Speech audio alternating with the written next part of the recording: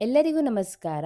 ಇವತ್ತಿನ ವಿಡಿಯೋದಲ್ಲಿ ನಾನು ಸಿಂಪಲ್ ಹಾಗೆ ಡಿಲಿಷಿಯಸ್ ಆದ ಒಂದು ಬೆಂಡೆಕಾಯಿ ಫ್ರೈ ಮಾಡ್ತಿದ್ದೇನೆ.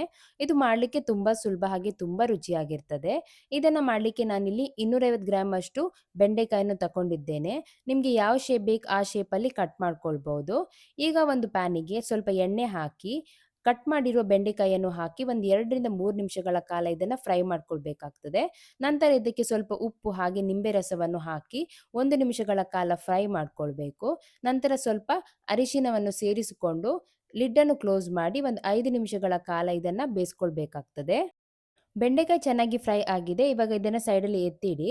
ಇವಾಗ ಒಂದು ಮಿಕ್ಸರ್ ಜಾರಿಗೆ ಹುರಿದಿರೋ ನೆಲಗಡಲೆ, ಬೆಳ್ಳುಳ್ಳಿ, ಜೀರಿಗೆ, ಕೊತ್ತಂಬರಿ ಪುಡಿ, ಅಚ್ಚ ಖಾರದ ಪುಡಿಯನ್ನು ಹಾಕಿ ಗ್ರೈಂಡ್ ಮಾಡಿ ಸೈಡಲ್ಲಿ ಎತ್ತಿಟ್ಕೊಳ್ಳಿ.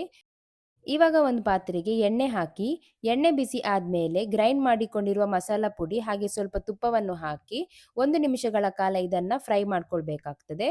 ಇದು ಚೆನ್ನಾಗಿ ಫ್ರೈ ಆದ ನಂತರ ಇದಕ್ಕೆ ಫ್ರೈ ಮಾಡಿಕೊಂಡಿರೋ ಬೆಂಡೆಕಾಯನ್ನು ಹಾಕಿ ಚೆನ್ನಾಗಿ ಮಿಕ್ಸ್ ಮಾಡ್ಕೊಳ್ಳಿ. ನೀವು ಇದನ್ನ ಒಂದು 2 ರಿಂದ 3 ನಿಮಿಷಗಳ ಕಾಲ ಫ್ರೈ ಮಾಡ್ಕೊಂಡ್ರೆ ಸಾಕಾಗ್ತದೆ. ಜಾಸ್ತಿ ಫ್ರೈ ಮಾಡಿದ್ರೆ ಬೆಂಡೆಕಾಯಿ ತುಂಬಾನೇ ಸಾಫ್ಟ್ ಆಗ್ತದೆ. ನಿಮ್ಗೆ ಈಗ ಸಿಂಪಲ್ ಆಗಿ ಕ್ರಿಸ್ಪಿ ಆದ ಬೆಂಡೆಕಾಯಿ ಫ್ರೈ ರೆಡಿ ಆಗಿದೆ.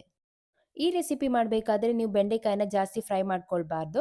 ಒಂದು 5 ನಿಮಿಷಗಳ ಕಾಲ ಅಥವಾ ಬೆಂಡೆಕಾಯಿ ಸ್ವಲ್ಪ ಕಲರ್ ಚೇಂಜ್ ಆಗೋ ತನಕ ಫ್ರೈ ಮಾಡ್ಕೊಂಡ್ರೆ ಸಾಕಾಗ್ತದೆ. ಹಾಗೆ ನಿಮ್ಗೆ ಈ ವಿಡಿಯೋ ಇಷ್ಟ ಆಗಿದ್ರೆ ಲೈಕ್ ಮತ್ತೆ ಶೇರ್ ಮಾಡಿ ಹಾಗೆ ಕಮೆಂಟ್ ಅಲ್ಲಿ ತಿಳಿಸಿ ಹೇಗಾಗಿದೆ ಅಂತ. ಮುಂದಿನ ವಿಡಿಯೋದಲ್ಲಿ ಸಿಗೋಣ. ನಮಸ್ಕಾರ.